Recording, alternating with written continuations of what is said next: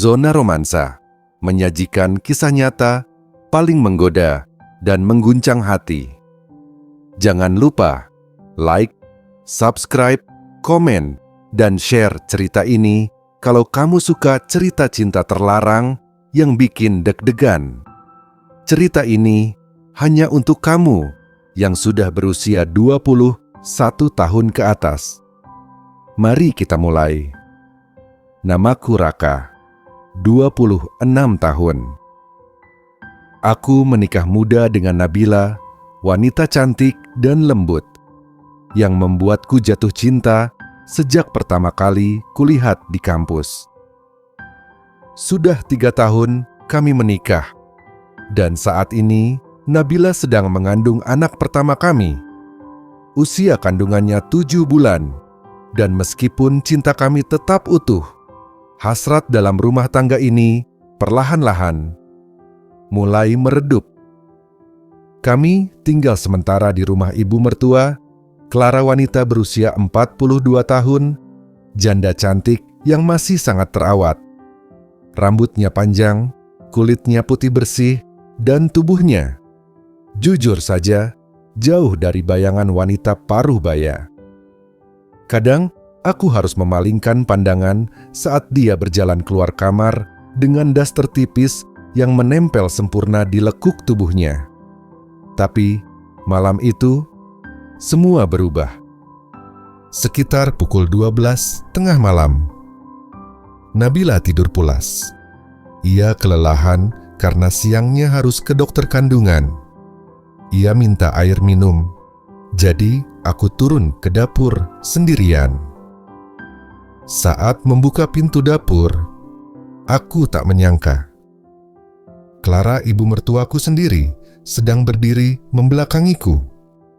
Rambutnya digerai, hanya mengenakan daster tipis berwarna putih gading. Tidak ada bra, tidak ada celana dalam. Aku tahu itu dari siluet tubuhnya yang tampak jelas diterpa cahaya lampu neon dapur. Ia sedang minum air dari gelas kaca, dan saat aku memanggilnya pelan, "Bu," tangannya kaget, air tumpah. Ia memutar badan dan langsung menatapku dengan dada yang basah, membentuk lekukan yang menggoda. "Oh, Raka, kamu kagetin ibu aja," katanya sambil menahan tawa, tapi matanya menatapku agak lama. Aku pun hanya bisa berdiri terpaku. Mataku tak bisa berpaling. Basah di bagian depan dadanya membuat kain menempel dan memperjelas apa yang seharusnya tak kulihat. "Ibu, maaf, tadi aku cuma mau ambilin air buat Nabila." "Gak apa-apa." Clara tersenyum lembut, lalu menyerahkan gelasnya padaku. "Sekalian bantuin ibu bersihin ini dong. Gara-gara kamu, air tumpah semua." Tanganku gemetar saat menerima gelas dari tangannya. Jari-jariku bersentuhan dengan jari-jari halusnya. Tatapan matanya berubah, hangat, seolah bukan lagi ibu mertua, tapi wanita yang tahu dirinya sedang menggoda. Dan mungkin memang itu yang ia lakukan. Aku tarik napas. "Maaf, Bu, tapi jujur malam ini ibu kelihatan sangat sempurna." Clara tersenyum kecil, pipinya sedikit memerah. "Ah, kamu bisa aja. Hati-hati loh, ngomong gitu ke ibu mertua sendiri. Bisa-bisa ibu jadi salah paham." Kalaupun salah paham, mungkin itu bukan salah, tapi godaan. Clara memalingkan wajah sebentar, lalu membalik badan pelan. "Kamu bantu ibu yuk, ke ruang belakang. Ibu lagi beresin barang-barang peninggalan almarhum, tapi sekarang ibu jadi capek. Boleh temenin ibu sebentar?" Hatiku berdegup. Aku tahu ini bukan hal biasa, tapi langkah kakiku seperti tak bisa berhenti mengikuti ibu mertuaku malam itu. Daster tipis yang ia kenakan melambai pelan saat ia berjalan di depanku. Aku hanya bisa menelan ludah sambil menahan semua hasrat yang sudah mulai tak tertahan. Langkahku terasa berat, tapi bukan karena ragu, melainkan karena aku tahu apa yang akan terjadi di balik ruangan itu bisa menghancurkan segalanya. Tapi aku tetap mengikuti Clara, ibu mertuaku, masuk ke ruangan belakang. Ruang itu biasanya digunakan untuk menyimpan barang-barang peninggalan almarhum ayah Nabila. Lampunya redup, hanya satu bohlam kuning kecil yang tergantung di langit-langit. Udara terasa hangat dan aromanya entah bagaimana, berbau parfum lembut khas tubuh perempuan dewasa. Clara membungkuk di depanku, mengambil sebuah kotak besar. Daster tipisnya naik sedikit, memperlihatkan bagian tubuh belakangnya yang hanya terbalut kain lembut. Dan saat ia mendongak, matanya langsung bertemu dengan pandanganku. "Kamu melamun ya, Raka?" Suaranya pelan, seolah menggoda. Aku cepat-cepat menoleh, walau hatiku berdegup tak karuan. "Maaf, Bu. Aku cuma lihat-lihat aja barang-barangnya. Banyak juga ya." Kamu bantuin ibu buka ya? Ibu agak pegal." Aku jongkok di sampingnya. Tangan kami bersentuhan lagi saat sama-sama menyentuh kotak itu. Kali ini, jari-jarinya tak langsung menarik diri. Bahkan, Clara menahannya. Lalu ia berkata lirih, "Kamu tahu nggak? Sejak kamu tinggal di rumah ini, ibu jadi merasa hidup lagi." Aku menatap wajahnya. Senyumnya lembut, matanya berbinar. Tapi bukan seperti mata seorang ibu mertua kepada menantu ini tatapan wanita, pada lelaki yang membuatnya merasa diinginkan kembali. "Kenapa bisa begitu, Bu?" tanyaku.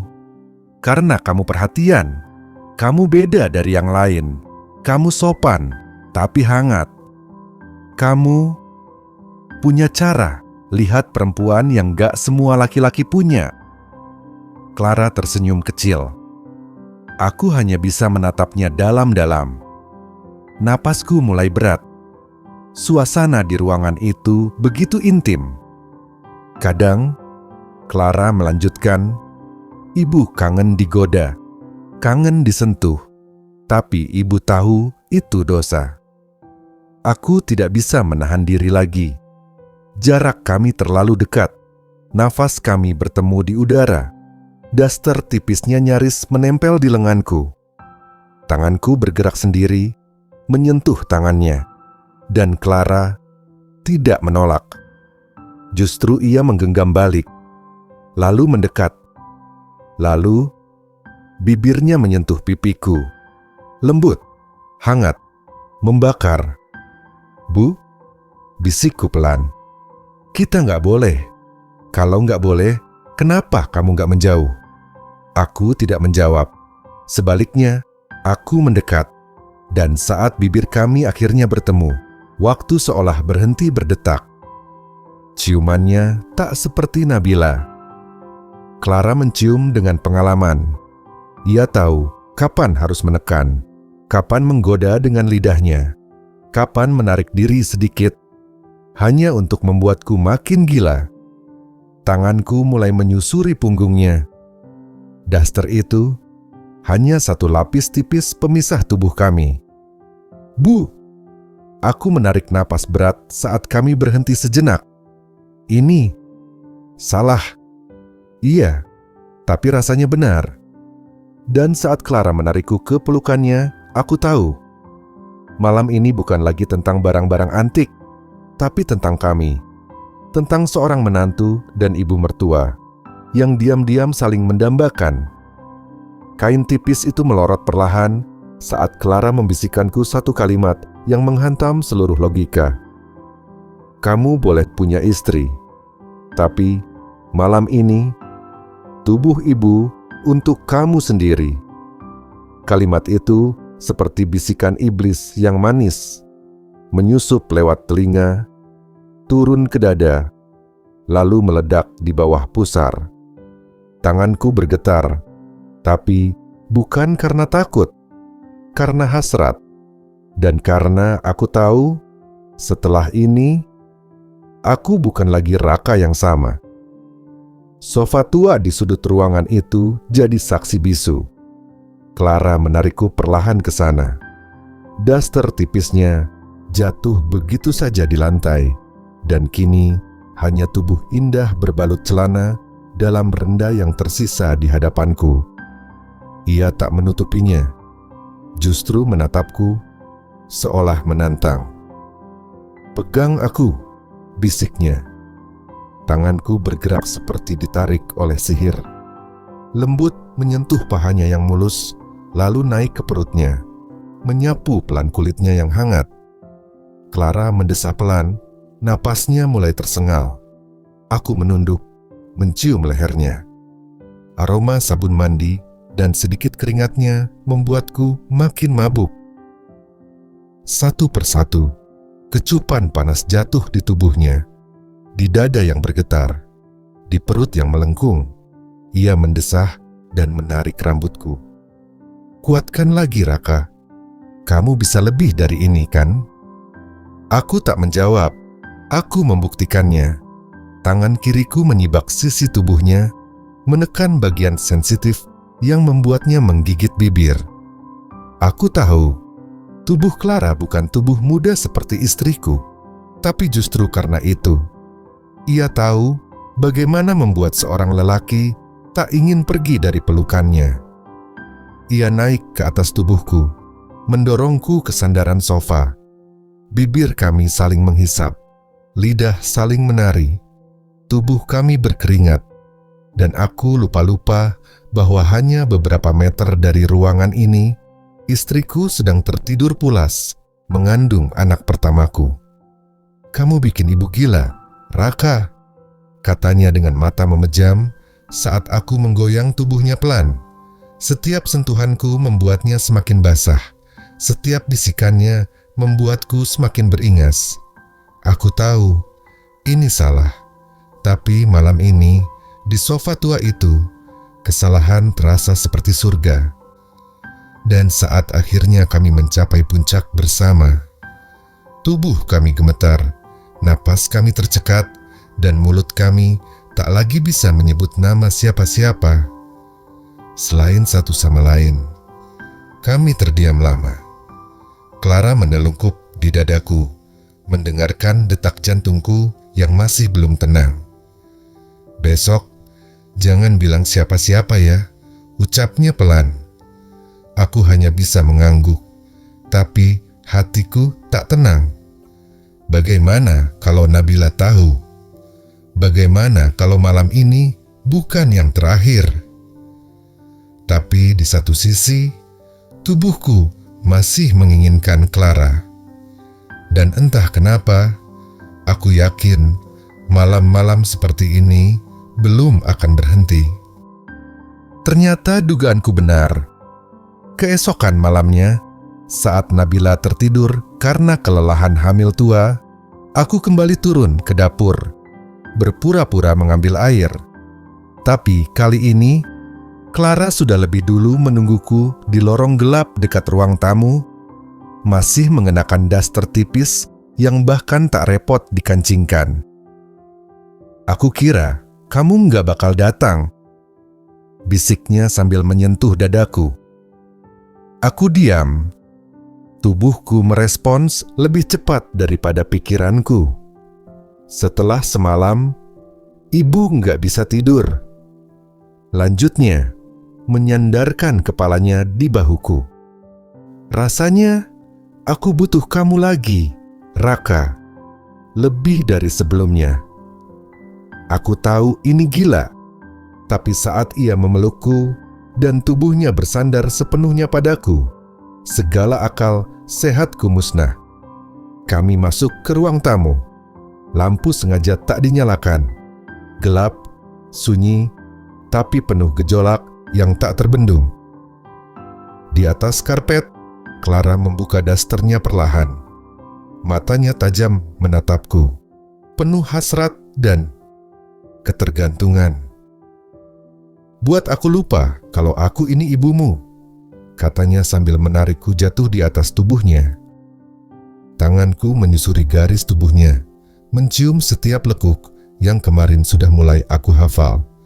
Kali ini lebih liar, lebih cepat, seolah ada waktu yang ingin kami curi. "Raka, cepat, aku butuh kamu malam ini." Desahannya membuatku makin kehilangan kendali.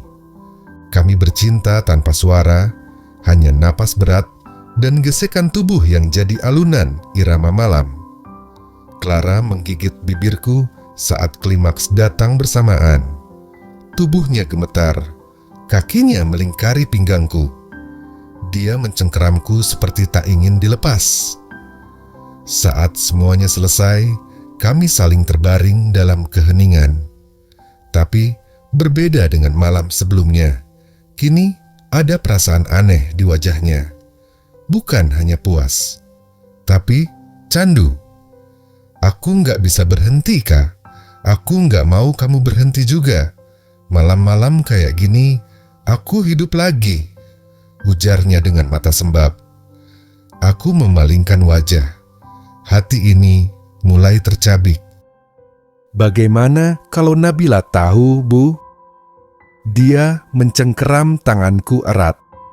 "Jangan panggil aku Bu saat kita berdua kayak gini." Aku menarik napas panjang. Tubuhku mungkin milik Clara malam ini, tapi hatiku mulai runtuh sedikit demi sedikit. Namun anehnya, saat malam berikutnya datang, aku tetap kembali ke pelukannya. Dan malam itu, kami bercinta di ruang setrika. Ya, tak peduli tempat. Yang penting, tubuhnya. Aku sudah terjebak.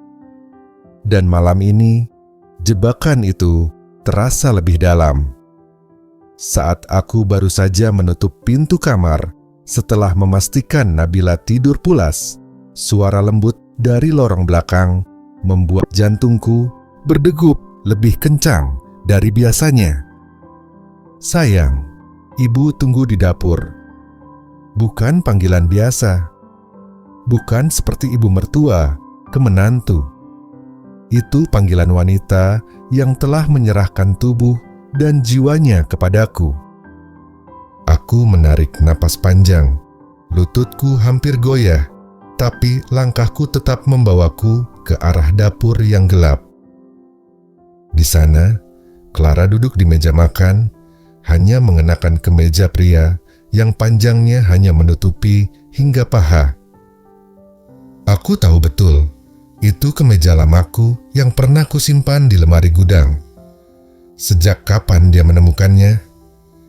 "Ibu rindu," ucapnya sambil membuka dua kancing teratas dengan lambat.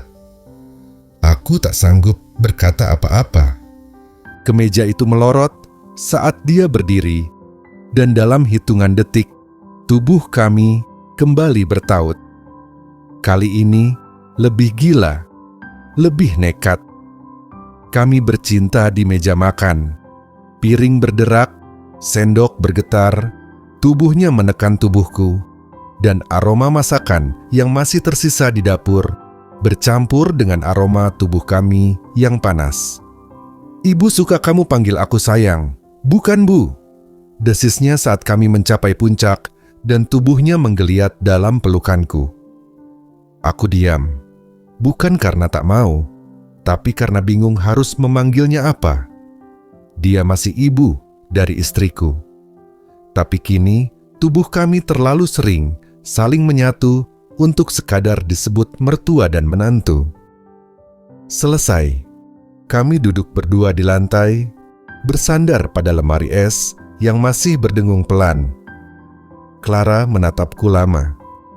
"Kak, kamu pernah berpikir buat tinggalin Nabila?" Pertanyaan itu menamparku lebih keras dari apapun yang pernah aku rasakan. Apa maksud ibu? Tanyaku, mencoba menahan gemetar dalam suara. Aku nggak minta kamu nikahin aku, tapi aku tahu tubuh kamu, hati kamu udah nggak di dia lagi. Aku bungkam, karena diam-diam aku tahu dia benar. Tapi Nabila istriku, dan dia sedang mengandung anakku, Bu. Clara tertawa pelan, getir. Dan aku yang sedang mengandung kamu.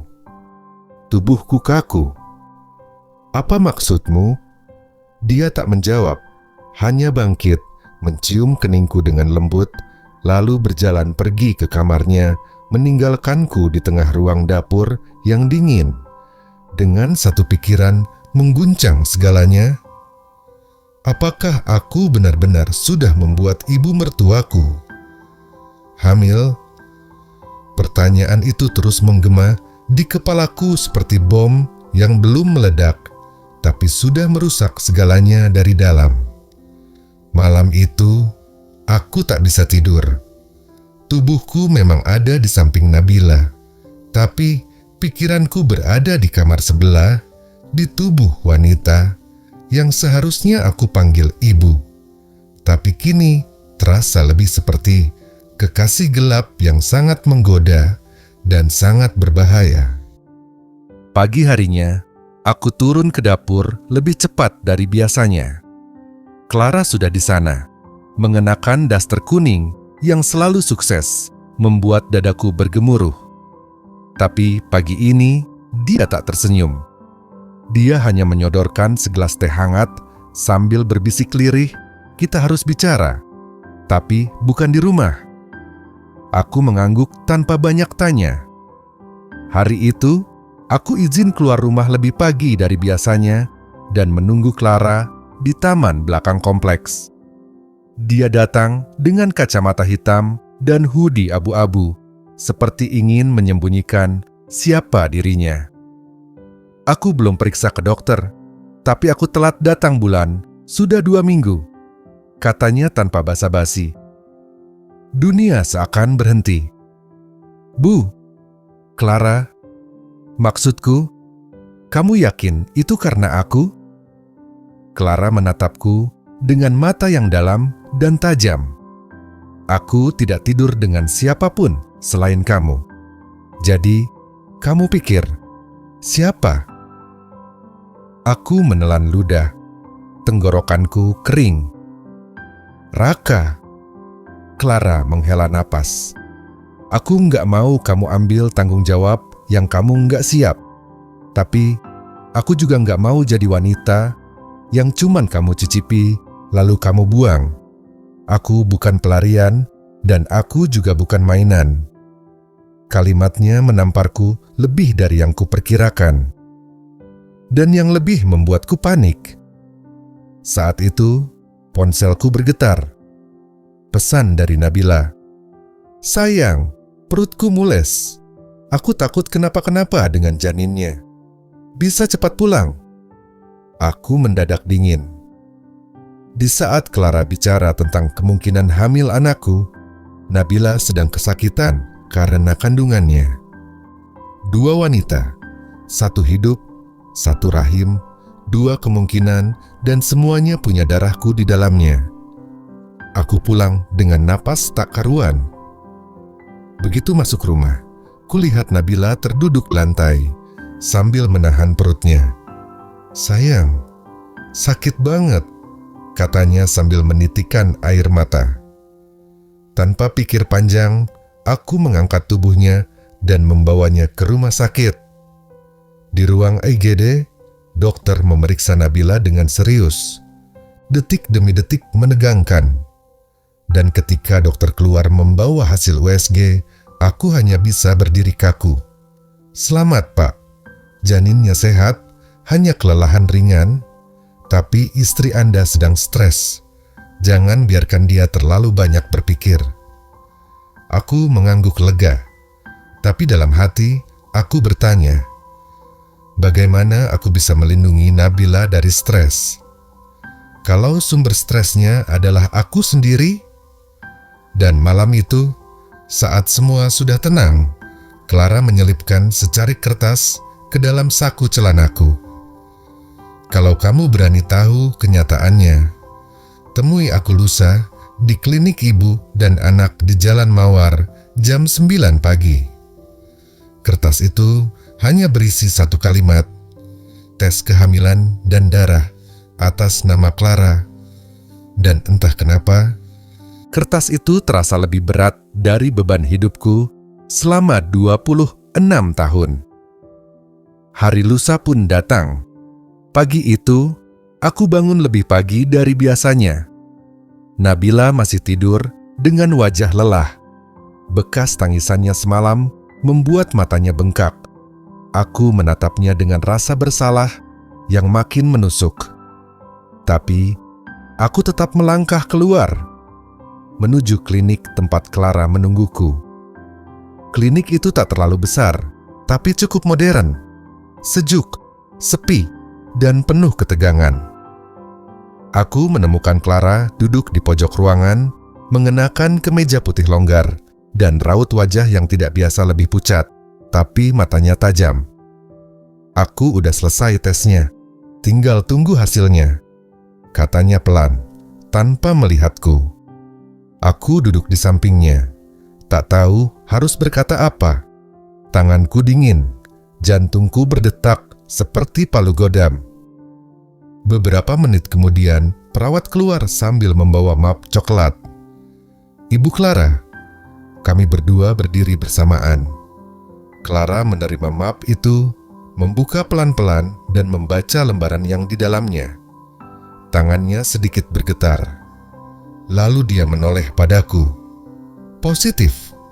Hanya satu kata, tapi cukup untuk menjatuhkan seluruh dunia di pundakku. Aku hamil, dan ini milikmu, Raka. Bisiknya nyaris tak terdengar. Aku hanya bisa diam, Membeku. Napasku sesak. Clara melipat hasil itu dan menyimpannya ke dalam tas. Tapi kemudian dia berkata, "Dengar baik-baik. Aku nggak mau kamu ceraiin Nabila. Aku nggak mau jadi orang ketiga yang merusak rumah tanggamu." Aku menatapnya bingung. Terus, aku cuma mau satu, jangan tinggalkan aku. Tapi juga, jangan bilang ini ke Nabila. Setidaknya belum sekarang, katanya sambil menggenggam tanganku erat. Tapi Clara, kalau sampai Nabila tahu, aku tahu risikonya, potongnya cepat. Tapi aku lebih tahu, rasa ini udah terlalu dalam untuk dihentikan.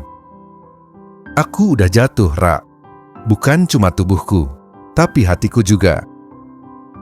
Lalu, dengan suara lebih pelan dan dalam, dia melanjutkan, "Dan, kalau kamu masih cinta sama aku, kamu akan ngerti kenapa aku minta ini disimpan dulu sebagai rahasia kita." Aku memeluk kepala dengan kedua tangan. Ini gila, ini salah. Tapi, mengherankan, kenapa aku malah mengangguk.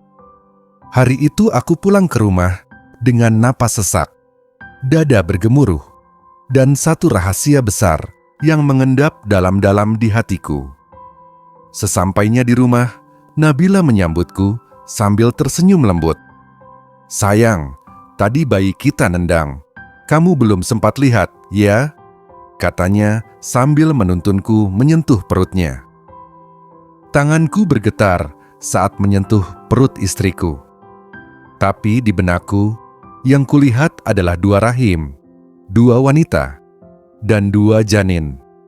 Yang satunya adalah istriku. Yang satunya, ibu mertuaku sendiri. Dan malam itu, sebelum tidur, ponselku kembali berbunyi. Pesan dari Clara. "Aku pengen kamu temenin aku malam ini. Aku nggak bisa tidur sendiri. Aku butuh kamu."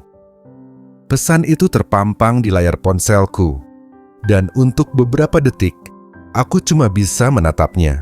tanpa berkedip. Aku bahkan belum sempat menjawab saat satu pesan lagi masuk. Kalau kamu datang, tolong jangan cuma karena kasihan. Jantungku berdetak cepat. Aku menoleh ke arah kamar, di mana Nabila tidur pulas dalam pelukanku. Perutnya yang membuncit bergerak pelan. Bayi kami di dalam sana. Tapi yang kupikirkan justru janin lain. Di rahim wanita yang seharusnya kupanggil ibu. Aku berdiri. Diam-diam mengganti baju, mengambil kunci motor, dan keluar tanpa suara. Clara membuka pintu sebelum aku sempat mengetuk. Ia sudah berdiri di baliknya, mengenakan kimono satin berwarna merah muda yang membuat wajahnya tampak semakin pucat, tapi tetap memikat. Aku pikir kamu nggak akan datang, katanya lirih. Aku hampir nggak datang, jawabku jujur. Tapi kamu tetap di sini. Senyumnya tipis. Masuklah. Aku melangkah masuk ke apartemennya yang masih tercium aroma lavender dari diffuser di sudut ruangan. Cahaya temaram lampu kuning di meja memberi suasana yang terlalu intim, terlalu berbahaya. Kami duduk di sofa. Clara menggenggam tanganku. Ia menatapku dalam. Raka, kamu tahu kenapa aku hamil, kan? Aku mengangguk. Tenggorokanku tercekat. Karena kita. Karena aku. Clara menghela napas panjang. Bukan cuma karena itu, tapi karena hati aku udah milik kamu. Dan tubuhku juga udah menyerah dari sejak kamu pertama kali menyentuhku di ruang dapur rumah itu. Aku memejamkan mata. Gila, ini makin dalam dari sekadar affair. Ini jurang. Clara, kita harus mikir. Ini terlalu rumit, terlalu banyak nyawa yang ikut terseret. Termasuk anakku yang ada di sini? Tanyanya sambil meletakkan tanganku di perutnya yang masih datar. Aku tercekat. Lalu tanpa aba-aba, Clara menciumku. Lama, dalam. Bukan seperti wanita yang hanya butuh pelukan, tapi seperti seseorang yang sedang mempertahankan sesuatu yang sekarat. Ciuman itu bukan nafsu. Itu permohonan. Dan aku menyerah. Kimono satin itu jatuh begitu mudah. Clara menarikku ke dalam pelukannya dengan tangan gemetar. Nafasnya berat, tapi tak sekalipun dia berpaling. Kalau kamu cuma mau nebus dosa, keluar sekarang, bisiknya. Tapi kalau kamu mau aku, seluruh aku, cintai aku malam ini. Seolah aku bukan ibu dari istri kamu. Tapi wanita yang kamu pilih diam-diam di balik semua kepura-puraan itu. Tubuh kami menyatu lagi. Tapi kali ini rasanya jauh lebih rumit, lebih emosional. Tangis Clara pecah di tengah desah. Dan aku entah mengapa ikut menangis juga. Karena aku tahu aku makin tenggelam dan tak bisa lagi membedakan mana cinta, mana dosa. Pagi harinya, aku terbangun lebih dulu. Melihat Clara tertidur dengan tubuh polosnya terbalut selimut tipis. Tangannya masih menggenggam erat tanganku. Ponselku bergetar. Nabila, sayang, kamu di mana? Aku mimpi buruk. Bayi kita seperti nangis dalam mimpiku. Tanganku bergetar. Dua wanita, dua rahim, dua nyawa. Dan aku suami satu orang, tapi pria bagi dua hati. Pagi itu, pesan Nabila masih terngiang di kepala. Sayang, kamu di mana? Aku mimpi buruk. Bayi kita seperti nangis dalam mimpiku. Aku berbaring di sofa Clara, tatapan kosong ke dinding. Hatiku remuk redam, tapi aku harus memilih langkah. Aku tak bisa terus begini. Rahasia ini sudah makin berat dan mulai memakan hidupku dari dalam. Aku mengangkat ponsel, ingin membalas Nabila, tapi tanganku ragu. Akankah aku berbohong lagi? Atau aku harus berani berkata jujur? Tiba-tiba, Clara membuka matanya. Pandangannya lembut, tapi ada kepedihan terselip di sana. Raka, kamu nggak bisa terus seperti ini. Kita harus buat keputusan. Untuk aku, untuk Nabila, dan terutama untuk anak-anak yang sedang tumbuh dalam perut kami. Aku menatapnya dalam. Aku tahu, Clara, tapi aku juga takut kehilangan semuanya. Kalau kamu takut, berarti kamu harus tunjukkan kamu berani. Jangan biarkan semuanya hancur tanpa kamu berusaha. Aku tahu dia benar, tapi apa yang bisa kulakukan? Aku bukan pria sempurna. Aku juga bukan pahlawan. Hari itu aku pulang lebih cepat. Aku harus menghadapi Nabila. Wajahnya yang cantik dan penuh kehangatan tak bisa kusembunyikan dari rasa bersalahku. Ia sedang memasak di dapur. Aroma masakannya mengisi ruangan. Sayang, kamu kenapa? Kok kelihatan capek? Tanyanya lembut. Aku tersenyum getir. Aku cuma capek, Nabila. Ia mendekat, menggenggam tanganku. Aku tahu ada yang kamu sembunyikan. Aku bisa merasakannya. Aku menatap matanya. Ada kecemasan, tapi juga cinta yang tulus. Aku merasa makin sesak. Suatu hari nanti, aku pengen kamu percaya sama aku sepenuhnya. Ucapku pelan. Nabila tersenyum. Aku percaya, Raka. Tapi kamu juga harus percaya sama aku. Aku mengangguk pelan, tapi di dalam, aku masih membawa rahasia yang berat ini. Malam itu, aku kembali mengirim pesan ke Clara. Aku nggak bisa terus begini. Besok kita harus bicara, jujur, tentang semuanya. Beberapa menit kemudian, balasan masuk. Aku juga siap, Raka, aku nggak mau ini jadi rahasia yang membunuh kita. Rasa takut dan harapan bercampur jadi satu. Aku tahu, setelah ini, hidupku tak akan pernah sama lagi. Itulah pesan terakhir dari Clara malam itu. Dan pagi ini, aku berdiri di depan cermin, memandangi wajahku sendiri. Mata sayu, dagu bergemetar. Aku harus bersiap untuk hari terberat dalam hidupku. Hari ini, aku akan bicara pada dua wanita yang aku cintai dengan cara berbeda dan dua anak yang sedang tumbuh dari tubuh mereka. Clara menungguku di taman kecil tak jauh dari klinik. Ia tampak tenang, namun matanya tak bisa menyembunyikan badai di dalamnya. Jadi, kamu mau bilang apa ke Nabila? Tanyanya sambil menggenggam perutnya yang mulai terlihat bulat. Aku akan bilang semuanya. Hari ini. Suaraku lirih, gemetar, tapi mantap. Clara menatapku dalam. Kalau begitu, aku ikut. Aku menatapnya ragu.